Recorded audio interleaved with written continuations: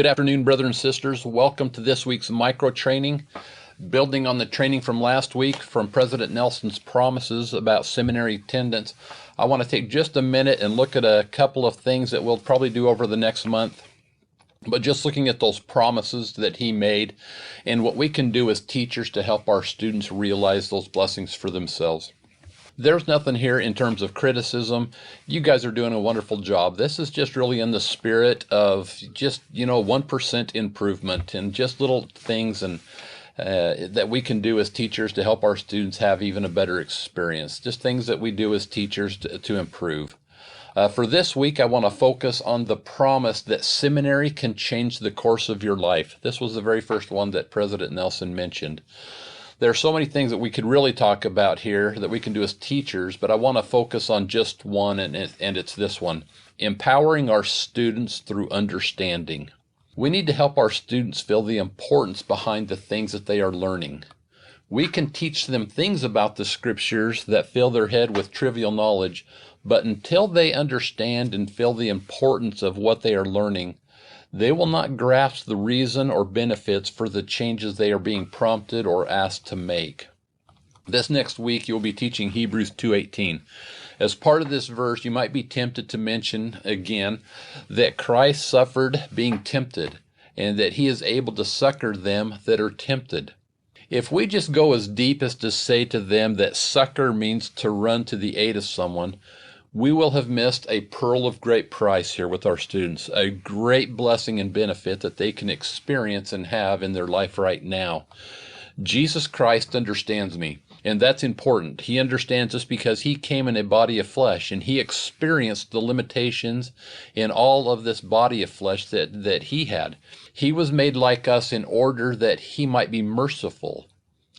He has mercy on me. He knows what it is to go through the hassles of life. He knows these things that we are experiencing, these things that we suffer under. He knows what it's about, and thus he is merciful in that he himself had suffered. He is able to also minister to us and to help us when we are being tempted. He knows what it is. He has experienced it. Psalms 103, verses 13 through 14, right in there, says this. It says that God knows our frame. He remembers that we are dust. He understands that we're but dust. God helps us to understand that. So many times we see ourselves, with our cape and an S on the chest. We're super saints, able to leap the buildings and, in a single bound and faster than a speeding bullet. Here I am, the super saint. The Bible warned about this kind of a feeling or attitude. 1 Corinthians 10:12 says this. It says, "Let a man take heed when he thinks he stands, lest he falls. The only way I stand is by him holding me up. But when he is holding me up, I cannot fall." If you look in the night sky, the left shoulder of Orion's belt there, you'll see the great star Betelgeuse. It is 465 million miles in diameter. That means if the sun was in the middle of Betelgeuse and the earth was rotating around the sun, you'd have 200 million miles to spare inside that thing until you reach the edge of where Betelgeuse would be. That star Betelgeuse is estimated to be traveling at a speed of 19 miles per second. What force do you think it took to get Betelgeuse into that orbit? That large body, that large a mass, 465 million miles in diameter. What kind of force or thrust got it to go that fast, 19 miles a second? David said, "When I consider the heavens, the work of your fingers, so I see God, the Creator, setting this giant thing in motion by his power." Now, Deuteronomy 33 says this, "Underneath of us are the everlasting arms." If God has power to set a star in its motion as big as Betelgeuse, surely he can hold me up with his arms. I don't have to worry about falling. The eternal God, the creator of heaven and earth, holds me. He loves me. I am his child. He sent his son in order to redeem me from my sins, that he might make me an heir in his eternal kingdom. So how do we get them to feel the importance of this?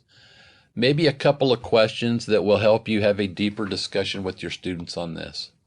Number one, why would it be important for us to understand that Christ knows what we are going through? Or maybe this one, what would you say to a friend who feels like they cannot escape the temptations that come nonstop? Or three, how could a young person who believes that Christ is holding them up will respond to temptation when it comes? Or maybe this one, how can this understanding give you greater confidence to move forward and upward as you are striving to change your nature to look like that of Heavenly Father in Jesus Christ? As teachers, each day we have the opportunity to help our students feel the importance and the hope of what they are experienced during class that day.